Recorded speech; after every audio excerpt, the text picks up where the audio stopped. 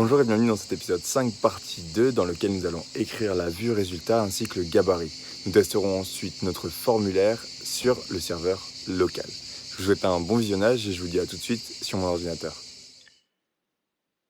Voilà, maintenant ce qu'on va faire c'est qu'on va créer du coup la partie résultat. Une fois que la personne a voté, il faut venir créer la partie résultat.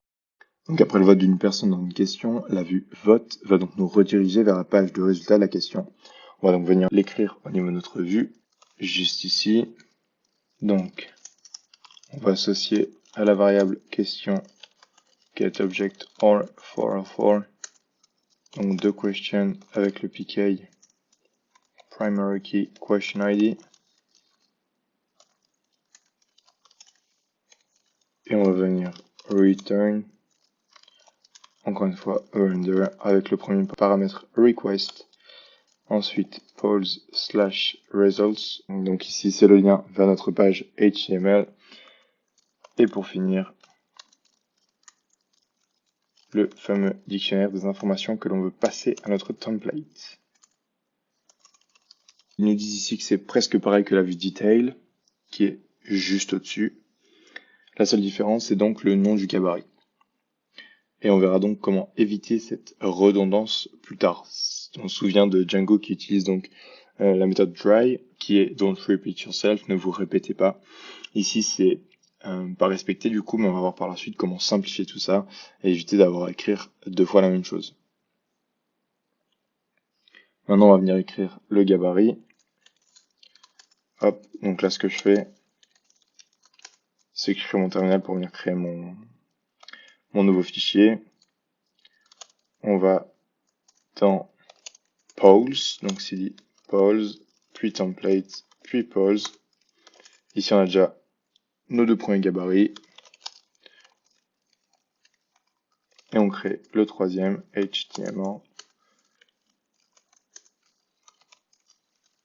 Voilà, donc on va pouvoir venir inscrire notre HTML juste ici. Donc on commence avec un H1. Question text. Donc ici, on va prendre l'intitulé de la question. On se souvient du modèle. Puis on va avoir une liste qui va contenir un for. Donc pour tous les choix, on va faire for question.choice underscore set all. Donc on va traverser tous les choix qui sont associés à notre question. Et à chaque fois, donc on va créer une balise li qui va donc contenir l'intitulé du choix. Choice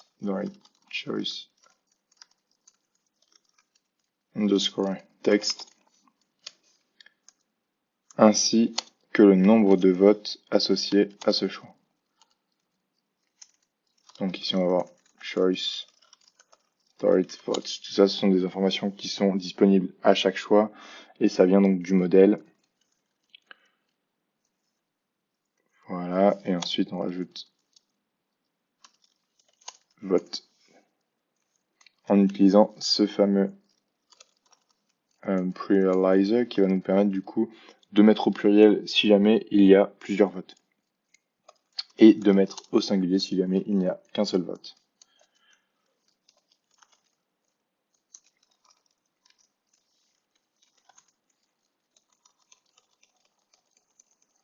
Voilà, ici on a toujours notre balise N4 et là on va avoir du coup la possibilité d'avoir un lien donc avec un tag A et un href qui va donc nous renvoyer vers l'URL polls/details avec le question ID qu'il ne faut pas oublier. C'est un paramètre nécessaire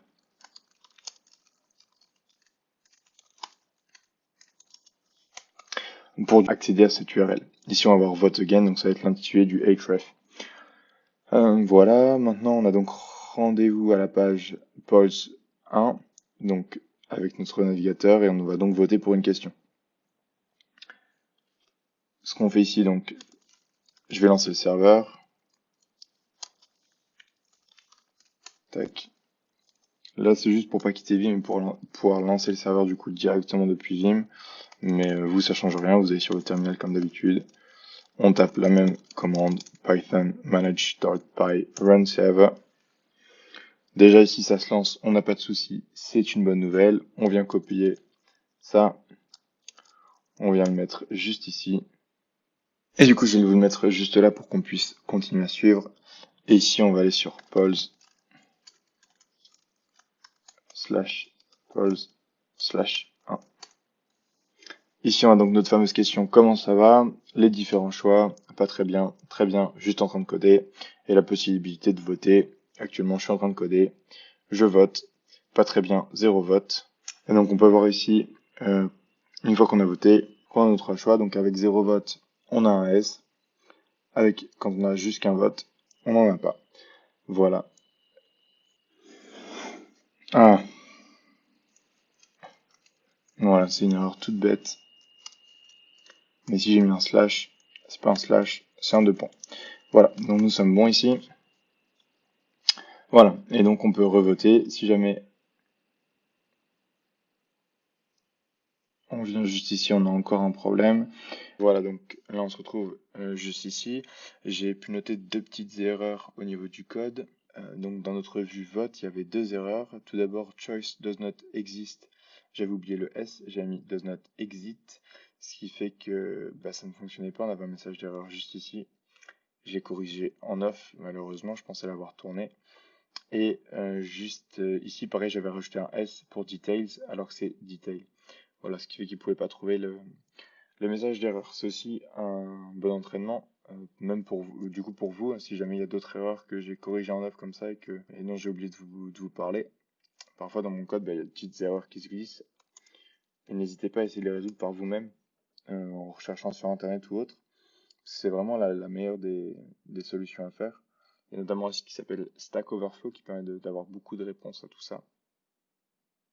Voilà, il nous reste donc un dernier paragraphe à voir. On a un souci au niveau du code de notre vue vote. Quand on va sélectionner le choix, enfin quand on va créer cette variable, selected choice, on va donc aller le prendre dans la base de données, puis on va calculer sa valeur.